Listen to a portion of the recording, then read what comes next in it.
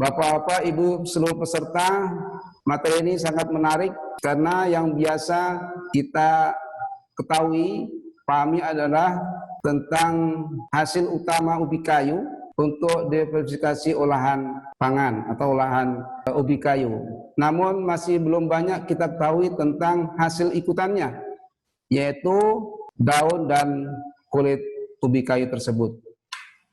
Untuk memperjelas apa yang sedikit saya paparkan tadi akan diuraikan secara detail oleh narasumber pada hari ini, Ibu Fitriani SKM MSI, terkait dengan pemanfaatan kulit dan daun singkong untuk bahan campuran pakan unggas. Untuk selanjutnya kami serahkan pada Ibu Fitriani untuk menyampaikan materi bisa diskon pada hari ini. Silakan Bu Fitriani. Terima kasih Pak Suroto.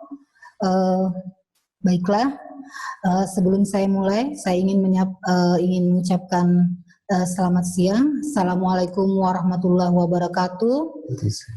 Selamat siang dan salam sejahtera untuk kita semua.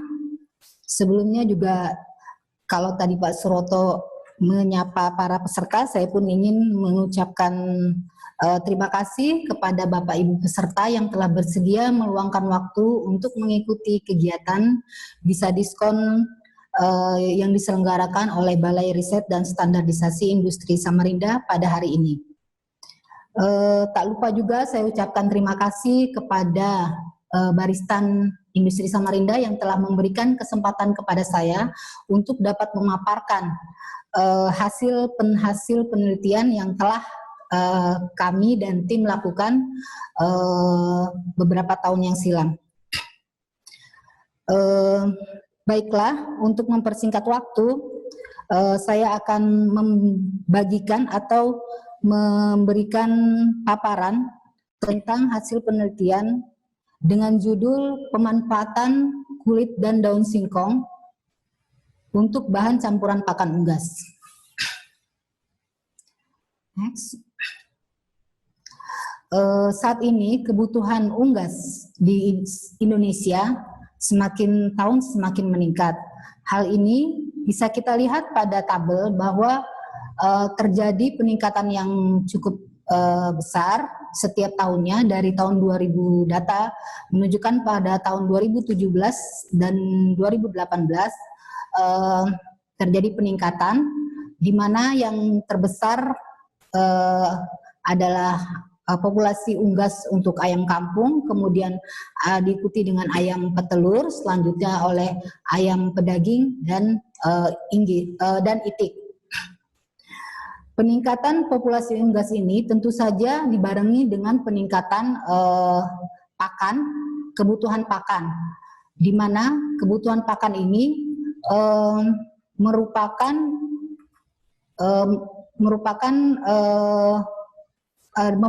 sangat berpengaruh terhadap peningkatan dari peternakan unggas, peternakan tersebut. Seperti diketahui bahwa pakan itu menghabiskan atau salah satu komponen biaya terbesar dalam biaya produksi, yaitu sekitar 80-70% dari total biaya produksi untuk peternakan unggas. Hal ini diakibatkan karena beberapa bahan pakan tersebut itu berasal dari luar, artinya negara kita masih impor untuk beberapa bahan pakan tersebut. Untuk itu, untuk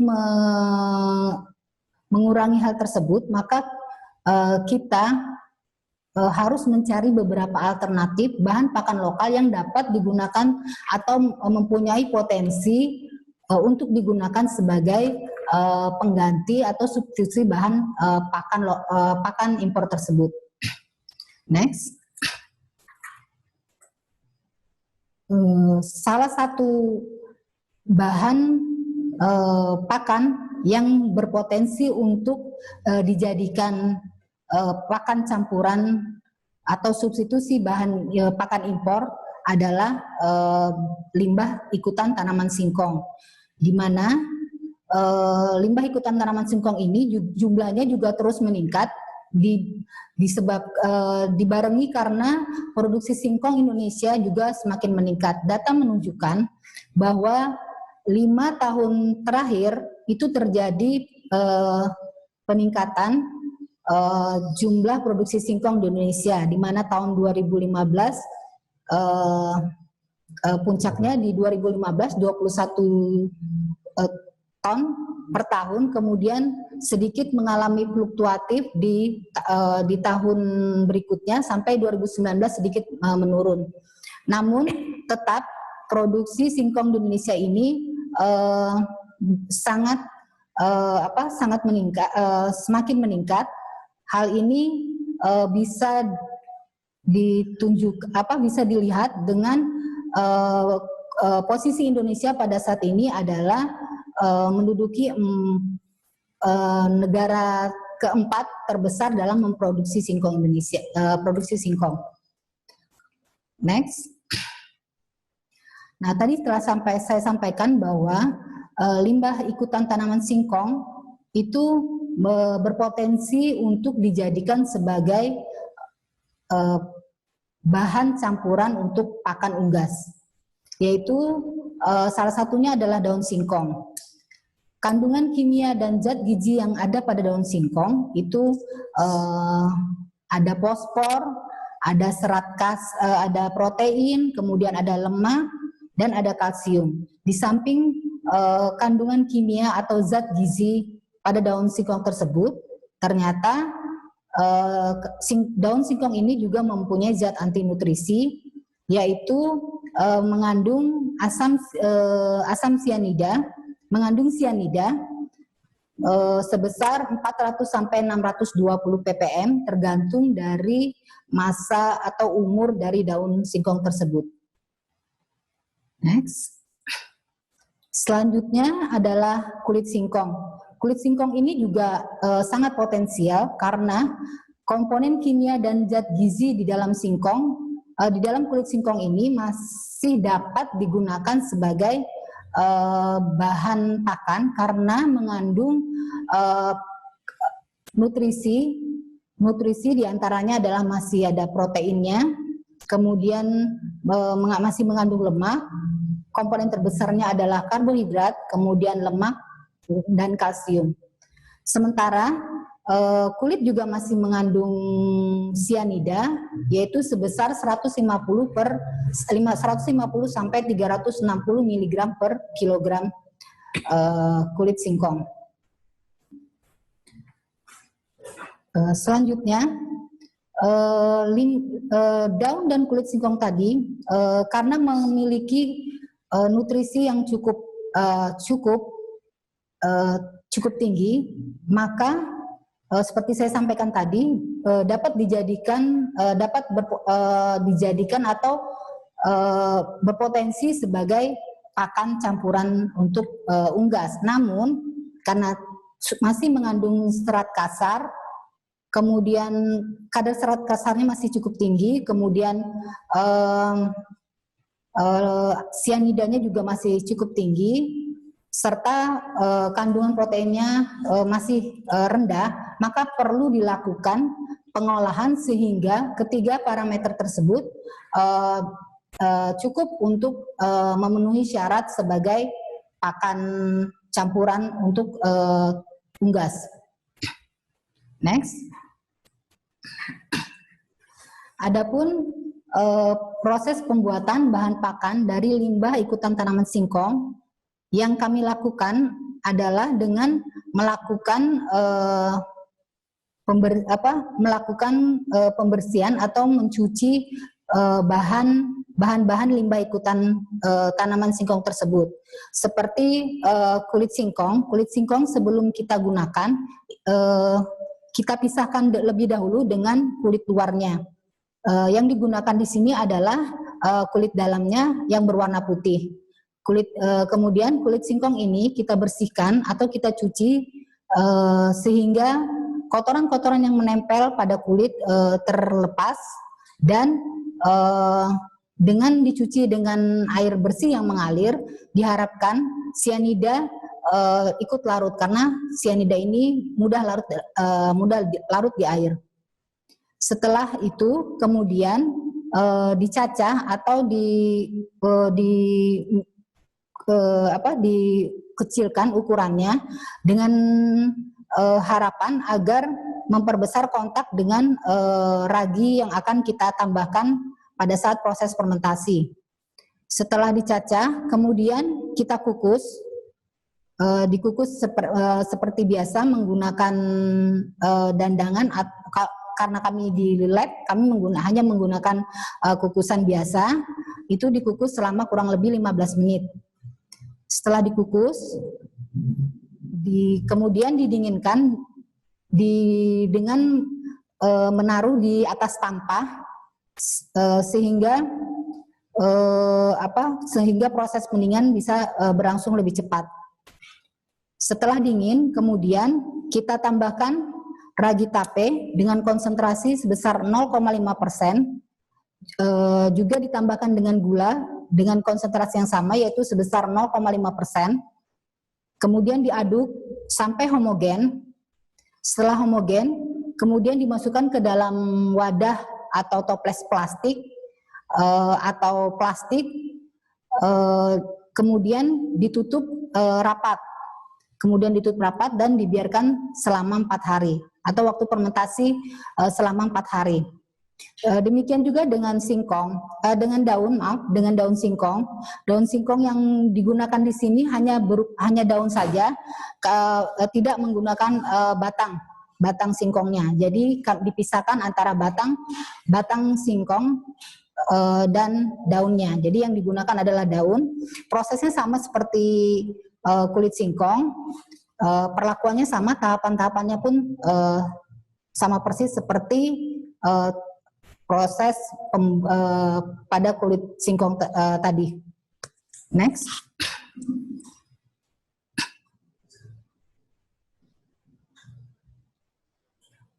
Data hasil pengujian untuk daun dan kulit singkong sebelum diolah maupun setelah diolah dapat dilihat pada tabel bahwa terjadi penurunan yang cukup besar untuk kadar asam sianida dan serat kasar. Begitu pula untuk protein itu terjadi kenaikan yang cukup besar pula. Untuk lebih jelasnya bisa dilihat pada grafik selanjutnya. Next.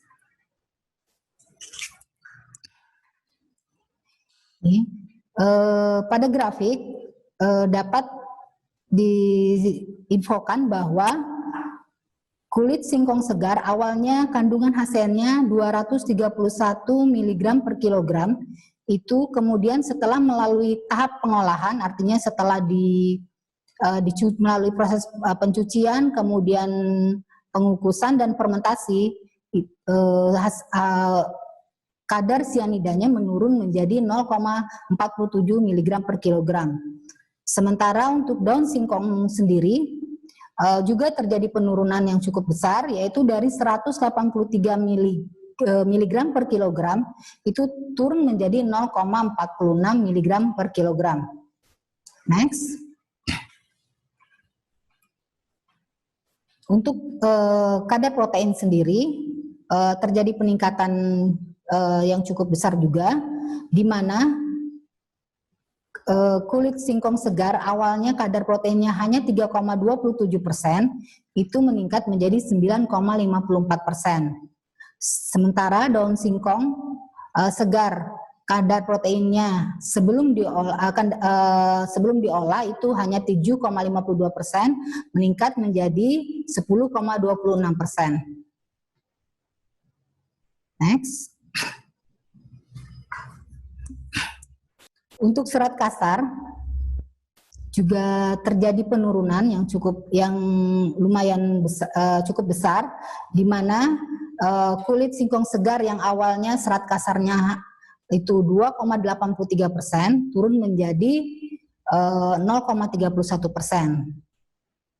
Penurunan terbesar terjadi pada daun singkong, di mana daun singkong segar itu awalnya 15,35%, menurun menjadi 0,23%. Berdasarkan hasil uji 3 parameter tersebut, maka kami berkesimpulan bahwa kulit dan daun singkong yang telah diolah, yang telah melalui beberapa tahap tadi dapat dijadikan sebagai bahan campuran pada pakan unggas. Next. Pada kesempatan ini kami juga membuat pakan unggas yang menggunakan campuran kulit dan daun singkong yang sudah diolah tadi, yaitu dengan namun kami tambahkan dengan feed basal, di mana feed basal itu adalah campuran dari tepung jagung, tepung ikan, dedak dan vitamin dengan konsentrasi dengan perbandingan tertentu. Pengolahannya sangat biasa atau sangat mudah, yaitu dengan mencampurkan seluruh bahan tersebut di dalam suatu wadah, kemudian diaduk sampai homogen. Setelah homogen kemudian digiling dan dicetak menggunakan cetakan pelet. Jadi di sini kami hasil akhir dari pakan ini adalah dalam bentuk pelet. Kemudian setelah dicetak, dikeringkan, kami mengeringkannya menggunakan oven pada temperatur 50 derajat Celcius selama 12 jam. Selanjutnya setelah proses pengeringan selesai, kemudian dikemas untuk menghindari kontaminan-kontaminan yang ada di sekitar. Next.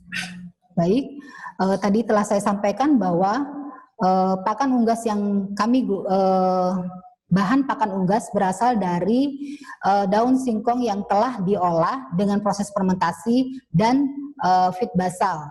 Campuran feed basal dengan perbandingan 80:20. Adapun hasil pengujian kami mengacu kepada syarat mutunya, kami mengacu kepada SNI 8173.3 tahun 2015, yaitu tentang pakan ayam ras pedaging atau broiler bagian 3 masa akhir finisher. Jadi setelah pakan unggas ini kami harapkan dapat digunakan untuk unggas ras pedaging di masa akhir atau finisher. Baik, dari data dapat ditampilkan bahwa kadar air untuk pakan ini masih di atas standar syarat mutu dari SNI, yaitu 15,11, sedangkan syarat SNI adalah maksimal 14%.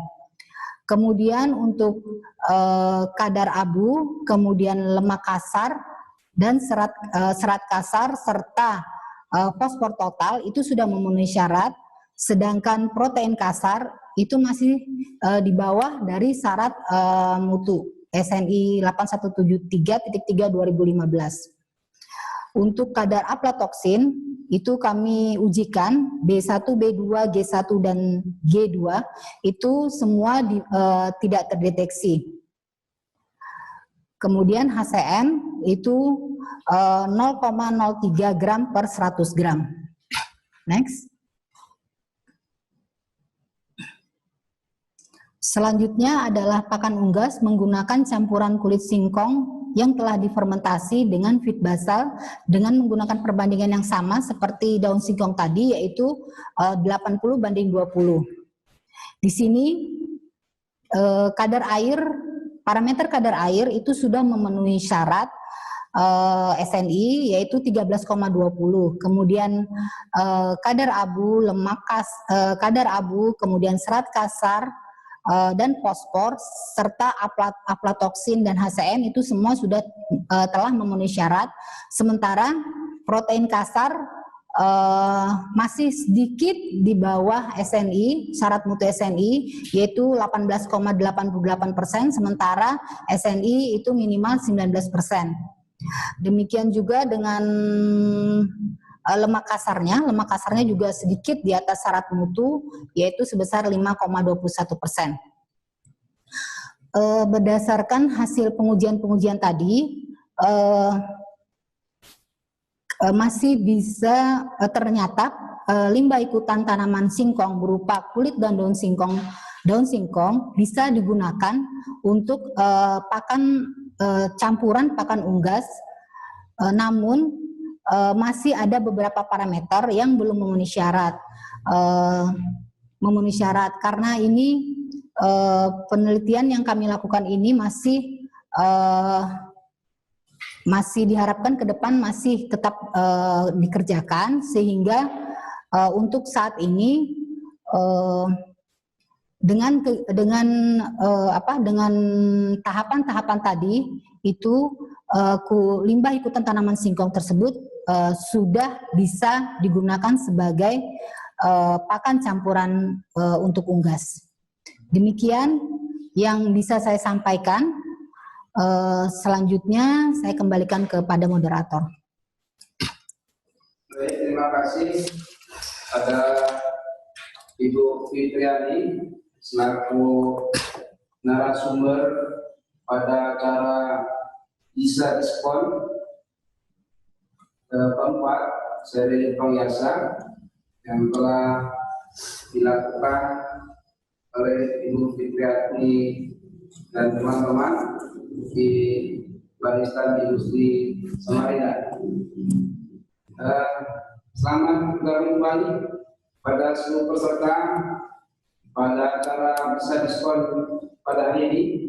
Tentu seluruh peserta telah menyimak paparan yang telah disampaikan oleh Ibu Fitriani terkait dengan pemanfaatan kulit dan daun singkong untuk bahan campuran pakan unggas. Yang menjadi titik berat pada penelitian ini adalah untuk kandungan kimia yang terdapat pada kulit dan daun singkong, utamanya adalah asam cyanida atau hidrogen cyanida, itu meningkat atau tinggi. Ya. Jadi untuk memperkecil daripada kandungan hasil itu dilakukan dengan proses fermentasi. Kemudian untuk meningkatkan kadar protein yang terdapat pada kulit dan daun singkong juga sama prosesnya dilakukan fermentasi sehingga dapat meningkatkan kadar protein. Begitu juga dengan serat kasar yang masih tinggi untuk menurunkan kadar serat kasar pada kulit dan daun singkong, maka dilakukan proses fermentasi. Setelah dilakukan proses fermentasi, ternyata yang kadar asetnya tinggi menjadi turun, yang kadar proteinnya rendah menjadi tinggi, dan kadar serat kasarnya tinggi menjadi turun. Sehingga oleh Ibu Fitriani dilanjutkan untuk proses coba-coba membuat pakan unggas. Nah, tentu dalam penjelasan tadi telah disampaikan oleh Ibu Fitriani beberapa parameter yang telah dianalisa, ada yang belum mencapai sesuai dengan standar SNI, ada juga yang sudah sesuai dengan standar SNI. Untuk menarik dari diskusi ini, maka akan kami buka sesi diskusi pada hari ini. Ya, bagi Bapak-Bapak yang akan mengajukan pertanyaan bisa dengan kode raise hand atau angkat tangan, ataupun nanti ada hal-hal yang menarik untuk dipertanyakan bisa langsung, bisa juga melalui chat. Baik, saya akan buka sesi diskusi ini. Kita mulai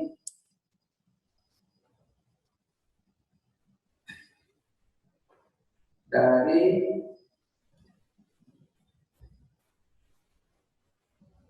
Elmi Sundari, Ibu ya, Ibu Elmi Sundari. Ini pertanyaannya, apakah tangkai daun singkong masih bisa dijadikan pakan ternak atau tidak, Bu? Itu pertanyaan pertama disampaikan oleh Ibu Elmi Sundari. Sementara yang dilakukan riset penelitian adalah daun dan kulit. Mungkin berdasarkan studi literatur oleh Ibu Fitriani mungkin ditemukan dalam proses penyusunan literatur terkait dengan tangkai daun singkong. Yang kedua, Ibu Sitna Qasim Amrul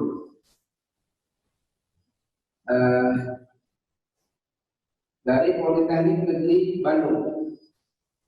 Kandungan HCN pada daun singkong apakah berbahaya apabila dikonsumsi oleh manusia setelah daun singkong tersebut direbus?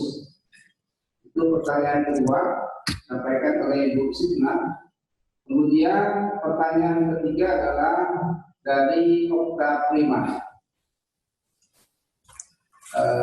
Pertanyaannya adalah masa expired atau kadaluarsa pakan unggas dari olahan daun dan kulit singkong berapa lama dalam bentuk pelet?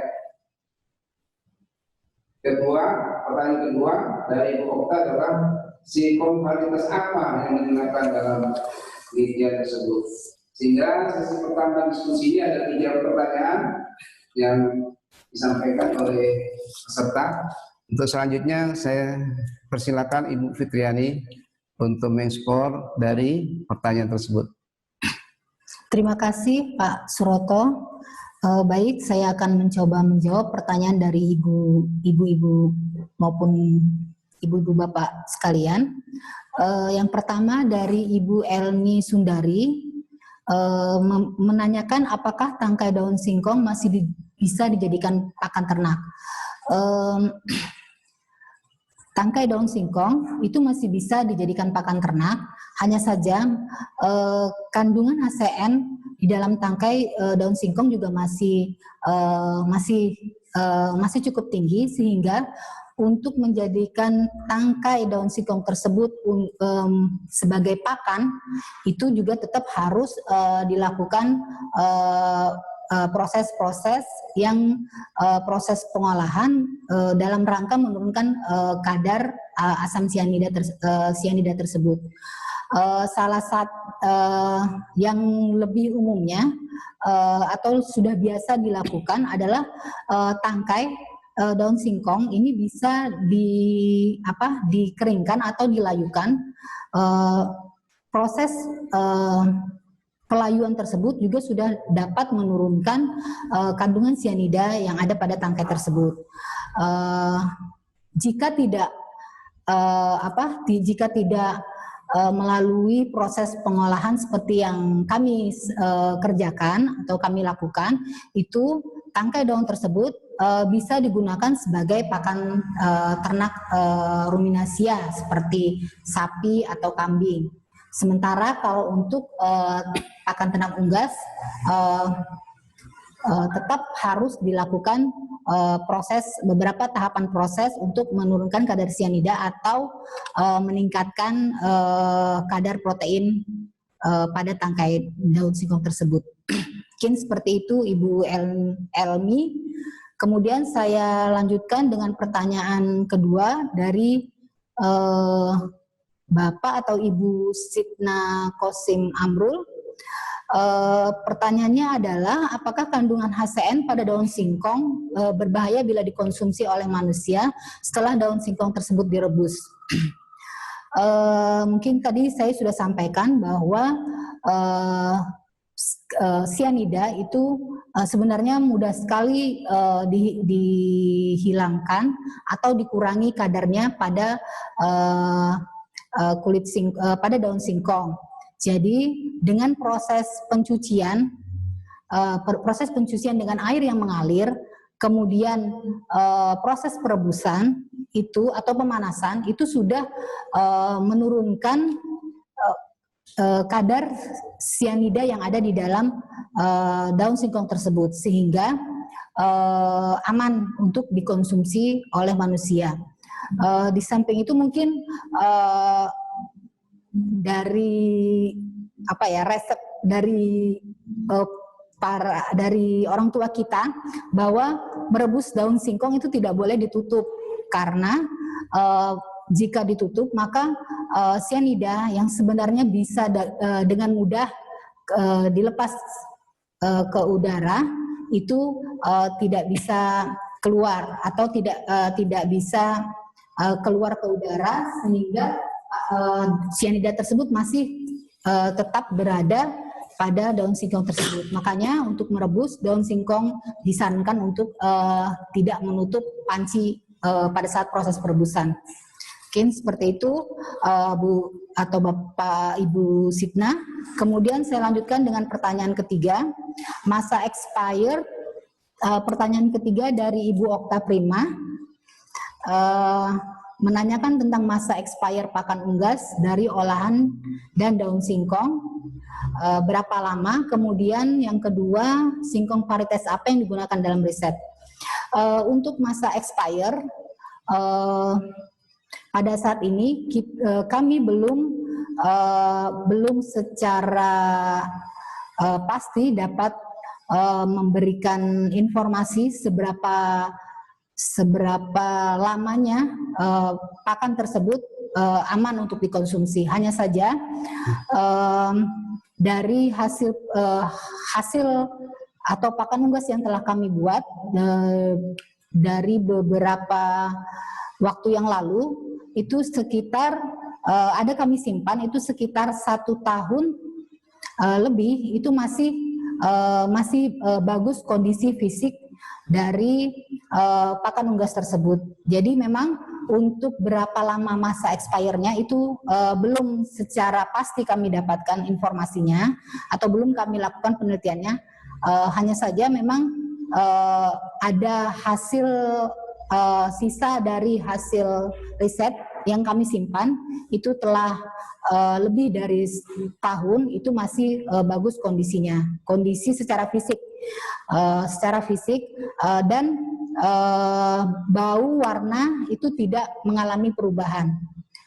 Demikian Ibu Okta. Kemudian tentang varietas apa yang digunakan dalam riset, itu varietas yang kami gunakan di sini adalah singkong gajah, karena memang untuk di Kalimantan Timur beberapa tahun yang silam itu Kaltim menggalakkan singkong varietas tersebut, sehingga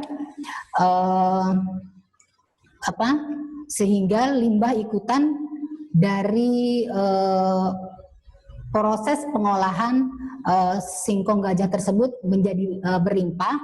Hal itu yang mendasari kami mengapa melakukan penelitian untuk limbah ikutan tanaman singkong ini. Mungkin seperti itu, Bu Okta. Selanjutnya saya kembalikan kepada moderator.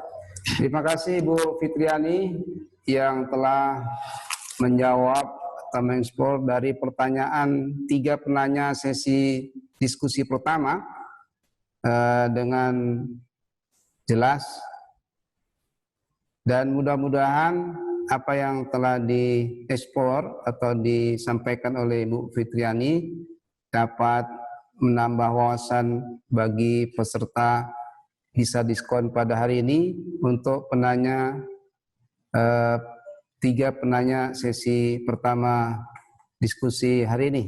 Terima kasih kami sampaikan ke Ibu Ilmi Sundari, Bapak Sikna Kosim, dan Ibu Okta Prima yang telah berpartisipasi aktif dalam bisa diskon hari ini. Baik, kita lanjutkan untuk sesi diskusi kedua, yaitu dari Bapak Muhammad Muhlis dari Disprindakob dan UKM Kepulauan Meranti. Bagaimana jumlah perbandingan dari tepung jagung, tepung ikan, dedak, dan vitamin yang telah dilakukan dalam kegiatan riset Ibu Fitriani tersebut. Itu pertanyaan pertama dari Bapak Muhammad Muhlasin. Kemudian jenis vitamin apa yang digunakan? Kemudian yang kedua dari Bapak Arianto, Alexander Owner, peternak muda ayam kampung. Wah, ini tadi ayam kampung urutan pertama populasinya. Selama ini kita melakukan fermentasi pada daun singkong yang telah dicacah dengan larutan E4, effective microorganism for peternak, dan larutan gula. Pertanyaan saya, manakah yang lebih efektif proses fermentasi dengan ragi atau larutan E4 yang ditambahkan dengan gula? Itu pertanyaannya. Dan seandainya tidak dijadikan pelet, berapa lama daun singkong yang telah difermentasi bisa bertahan dan baik digunakan ke unggas? Kemudian pertanyaan ketiga dari Bapak Muhammad Ikhwan, dari Politeknik ATK Yogyakarta. Oh, ini cukup jauh nih, wilayah Jawa nih. Kandungan di dalam kulit daun singkong mengandung pati. Apakah dengan kandungan pati dalam kulit singkong bisa diolah menjadi gula? Itu pertanyaan dari ini diversifikasi limbah ikutan singkong. Selain digunakan bahan campuran pakan ternak, apakah bisa digunakan untuk menjadi gula? Ini pertanyaan, 3 pertanyaan sesi kedua diskusi pada hari ini. Silakan Bu Fitriani. Terima kasih Pak Suroto. Saya akan mencoba kembali untuk menjawab pertanyaan-pertanyaan yang telah disampaikan. Yang pertama adalah dari Bapak Muhammad Muhlis dari Disperindak KOP dan UKM Kepulauan Meranti. Bagaimana jumlah perbandingan dari tepung jagung, tepung ikan, dedak, dan vitamin? Kemudian jenis vitamin apa yang digunakan? Pada penelitian tersebut, kami melakukan perbandingan antara kulit singkong fermentasi dengan feed basal. Itu adalah perbandingan 80 banding 20, di mana 20% tersebut adalah feed basal yang merupakan campuran dari tepung jagung, tepung ikan, dedak, dan vitamin. Tepung jagung yang kami gunakan itu perbandingannya adalah tepung jagung itu 37%, kemudian tepung ikan 30%, dedak 31%, dan vitamin 2%. Ini 37%, 30, tepung ikan 30, dedak 31, dan vitamin 2% itu adalah dari 20%. Dari 20%-nya feed basal, saya seperti itu. Jadi bukan 37 dari keseluruhan, hanya 37 dari 20% feed basal. Kemudian vitamin yang digunakan itu adalah vitamin yang ada di pasaran pada umumnya. Tujuan dari vitamin ini hanya sebagai suplemen. Kami hanya ingin mengetahui berapa kadar vitamin yang ada di dalam pakan. Walaupun dalam pengujiannya kami tidak melakukan pengujian vitamin tersebut, tetapi memang vitamin sangat dibutuhkan untuk pertumbuhan dari unggas-unggas tersebut. Mungkin itu saya tidak bisa menyebutkan jenis vitamin mereknya, tetapi jenis vitamin yang beredar di pasaran itu sudah merupakan premis atau campuran beberapa vitamin yang kami gunakan. Mungkin seperti itu. Selanjutnya melakukan fermentasi dengan dicacah dengan larutan M4. Memang banyak sekali sebelumnya kami dari studi literatur yang ada, memang banyak sekali para peternak atau peneliti yang telah melakukan penelitian atau melakukan pemanfaatan daun singkong dengan fermentasi menggunakan larutan IEM4 dan larutan gula. Seberapa efektifnya antara proses fermentasi dengan ragi atau dengan larutan IEM4 yang ditambah dengan gula, saya rasa sangat sangat tidak bisa tidak bisa dibandingkan, karena antara larutan M4 dengan ragi itu mempunyai mikroorganisme yang berbeda, sehingga perombakan atau sasaran perombakan dari daun target itu juga berbeda gitu. Untuk E4 kan juga merupakan konsorsium beberapa mikroorganisme, sedangkan ragi itu lebih didominan oleh Saccharomyces cerevisiae, kemudian sedikit ada juga mengandung bakteri, kemudian juga mengandung kapang. Sementara IE4 saya rasa itu target perombakan dari bahan target perombakannya juga sedikit berbeda. Sementara untuk bagaimana lebih efektifnya, saya rasa itu tadi tergantung dari proses fermentasi, karena proses fermentasi ini sangat dipengaruhi oleh beberapa hal, misalnya temperatur fermentasi, kemudian lamanya proses fermentasi, setelah itu kemudian bahan yang dirombak ataupun jenis mikroorganisme yang digunakan untuk proses fermentasi tersebut. Mungkin seperti itu. Kemudian seandainya tidak dijadikan pelet, berapa lama daun singkong yang telah difermentasi bisa bertahan? Kalau tidak dijadikan pelet, saya rasa proses fermentasi akan terus berjalan, sehingga jika proses fermentasi terus berjalan, maka bisa saja akan mempengaruhi kandungan nutrisi yang sudah ada pada daun singkong tersebut. Sebagai contoh misalnya, kami melakukan fermentasi sebenarnya itu ada beberapa variabel, yaitu antara 2 hari, 4 hari, dan 2 hari, 4 hari, 6 hari, dan 8 hari.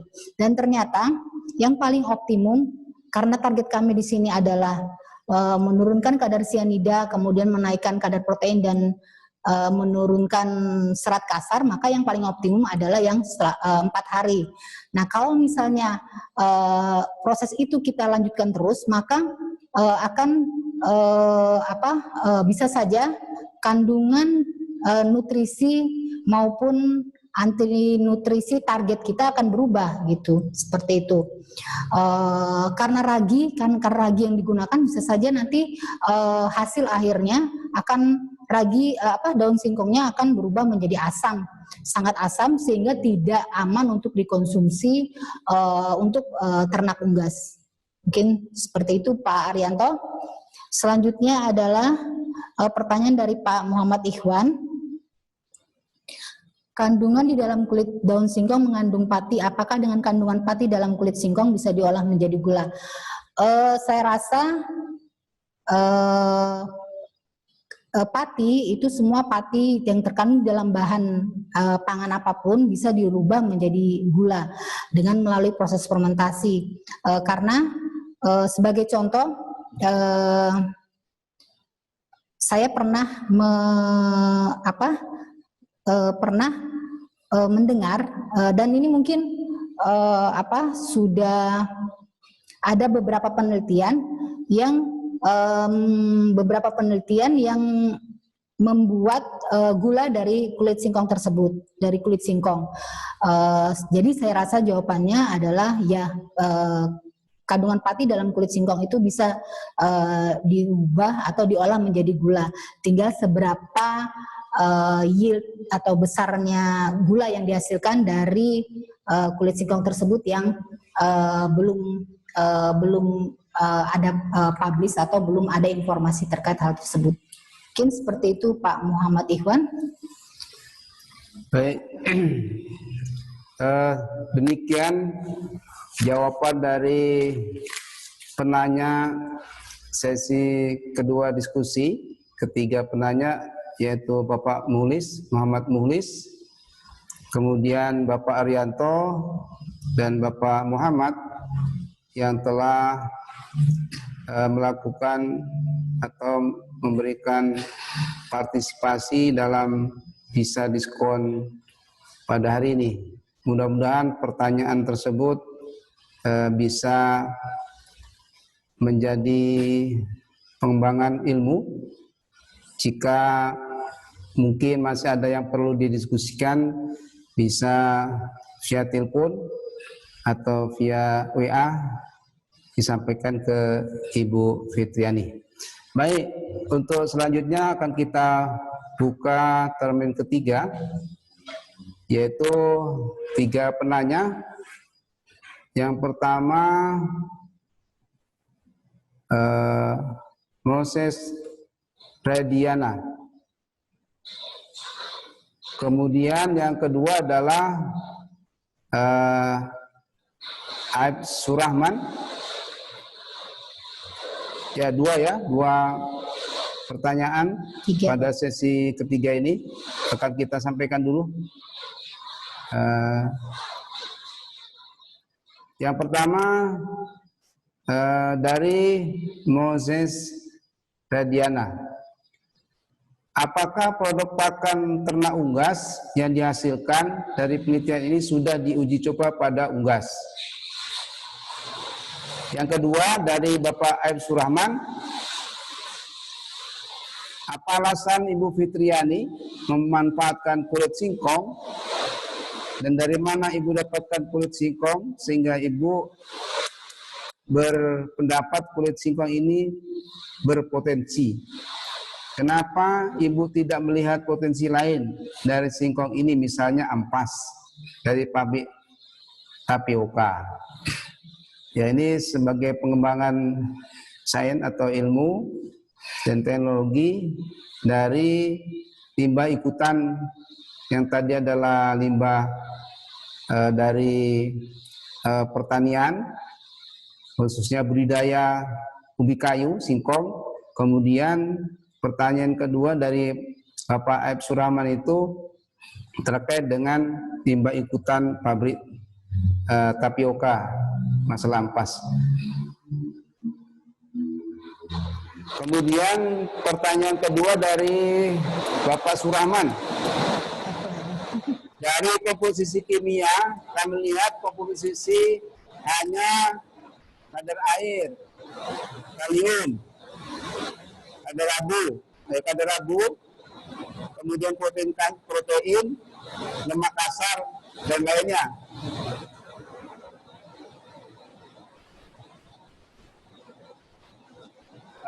Berhubung ada kendala sedikit pada audio kami, untuk sementara diskor dalam waktu beberapa menit. Baik, selanjutkan untuk mengulangi pertanyaan dari Bapak Aib Surahman. Dari komposisi kimia kami lihat komposisinya hanya kadar air, kemudian kalium atau kadar abu, protein kasar, lemak kasar, dan lain-lainnya sesuai dengan parameter yang dianalisa, di mana jumlahnya hanya 42%. Yang lainnya apa yang terkandung dalam hasil fermentasi tersebut? 3 pertanyaan yang disampaikan oleh penanya untuk termin ketiga dari diskusi hari ini. Silakan Bu Fitriani. Baik, terima kasih Pak Moderator. Saya lanjutkan dengan menjawab pertanyaan dari Bapak Moses Radiana. Apakah produk pakan ternak unggas yang dihasilkan dari penelitian ini sudah diuji coba pada unggas atau ayam? Sudah pernah kami coba dengan melakukan uji coba, tetapi hanya untuk skala lab saja. Jadi kami belum melakukan atau mengaplikasikan kepada peternak unggas yang lebih besar, Jadi penelitian ini hanya atau baru kami aplikasikan atau kami uji cobakan pada unggas atau ayam pada skala lab. Jadi itu proses. Kemudian saya lanjutkan dengan pertanyaan kedua, yaitu dari Pak Abdurrahman. Alasan saya untuk menyampaikan kulit singkong dan dari mana saya mendapatkan kulit singkong. Kemudian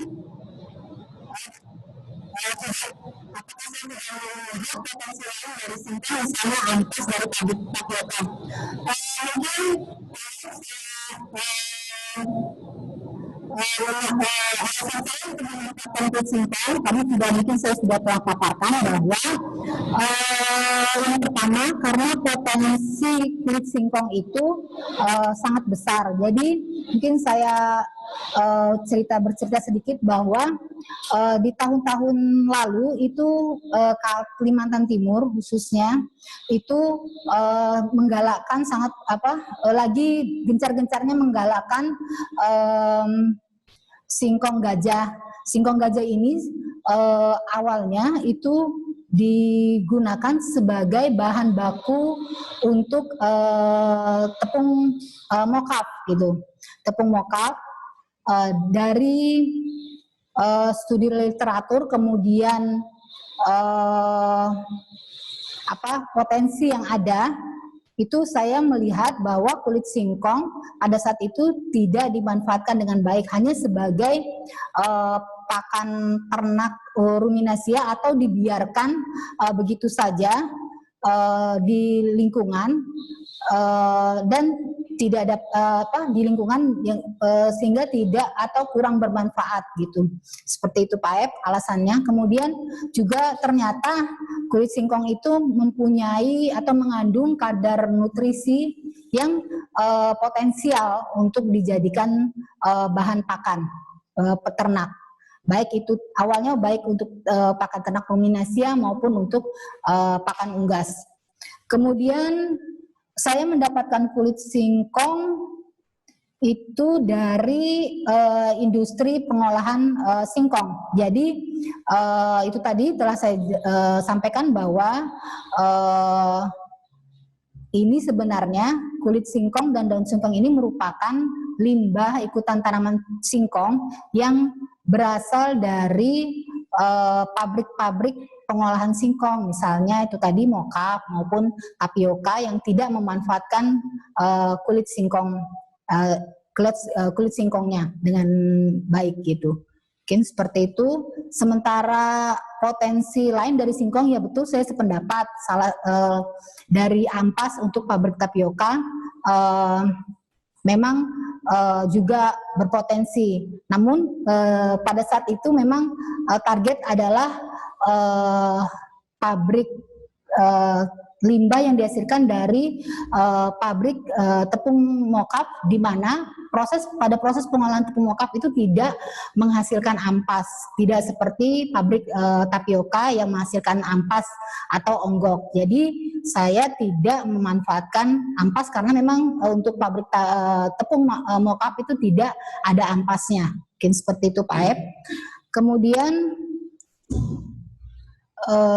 selanjutnya dari Pak Ep lagi, itu komposisi. Ya benar, kalau di total itu hanya 42%, tetapi Pak, yang kami sampaikan itu adalah syarat mutu sesuai SNI. Jadi acuan kami, parameter-parameter tersebut adalah parameter yang tercantum pada persyaratan mutu ayam ras pedaging pada masa akhir.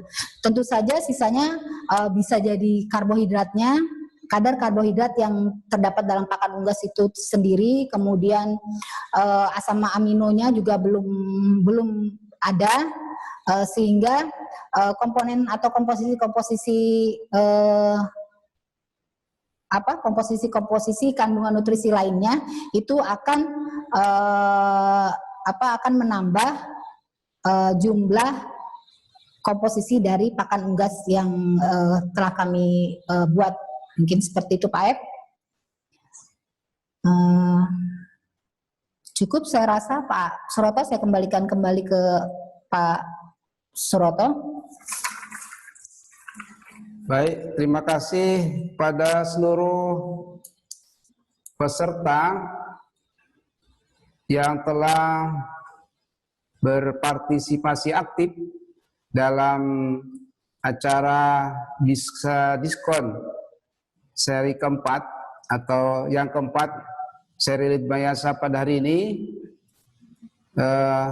yang telah memberikan beberapa pertanyaan disampaikan ke narasumber Ibu Fitriani SKM MSI dengan judul pemanfaatan kulit dan daun singkong untuk bahan campuran pakan unggas. Kepada seluruh peserta, dengan berakhirnya sesi pertanyaan termin ketiga dan telah dijawab oleh Ibu Fitriani sebagai narasumber pada acara bisa diskon keempat seri Litmayasa pada hari ini, mudah-mudahan memberikan pemahaman, kemudian pengembangan terkait dengan pemanfaatan hasil ikutan tanaman singkong, yaitu berupa daun dan kulit singkong untuk bahan campuran pakan unggas. Pada seluruh peserta kami sampaikan terima kasih. Untuk selanjutnya akan kita sampaikan kembali acara bisa diskon yang ke-5 sesi Litmayasa berikutnya. Kemudian peserta bisa diskon 4 untuk tujuan peningkatan pelayanan, kami mengharapkan Bapak Ibu untuk memberikan penilaian dan masukan kepada kami terkait kegiatan bisa diskon ini melalui link https://bit.ly evaluasi bisa diskon. Mudah-mudahan respon ini dapat menjadi satu peningkatan atau perbaikan untuk kami pada acara bisa diskon selanjutnya. Untuk itu kami sampaikan terima kasih kepada seluruh peserta. Selamat menunaikan atau menjalankan tugas bagi yang masih menjalankan tugas, dan selamat bertemu kembali di acara diskon ke-5 selanjutnya. Terima kasih. Assalamualaikum warahmatullahi wabarakatuh. Selamat sore. Salam sejahtera untuk kita semua.